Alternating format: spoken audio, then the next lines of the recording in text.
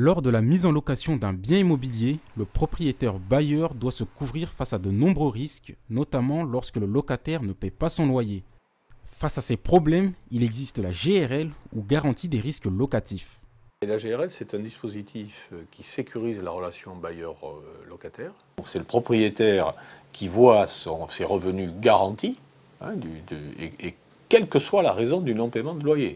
Voilà, ça, il faut quand même le dire, jusqu'à un montant de 70 000 €. Le deuxième élément de garantie, c'est en cas de dégradation. Le propriétaire se trouve garanti jusqu'à hauteur de 7 700 €.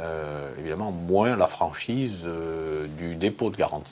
La GRL concerne des appartements ou des logements dont le loyer mensuel est inférieur ou égal à 2 000 €, charges comprises, et qui sont situés en France et qui sont la résidence principale des locataires. Avantageux pour les propriétaires, le dispositif GRL permet aussi à n'importe quel candidat occupant d'accéder à l'offre locative du parc privé.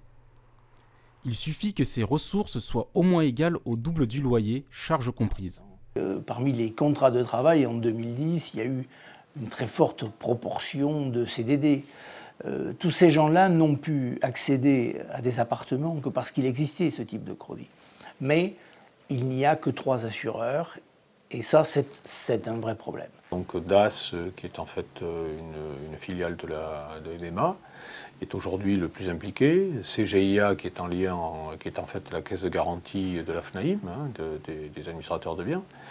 Et puis, tout dernièrement, donc, les assurances Alsace-Lorraine se sont joints au dispositif. Et il est question que Massifilia, qui est là aussi une filiale de la Massif, et AXA viennent rejoindre le dispositif. Depuis 2007, date où la GRL a été améliorée, près de 200 000 propriétaires ont adhéré au dispositif. Le parc locatif français compte aujourd'hui 6,5 millions de logements, dont 1,8 changent chaque année d'occupants.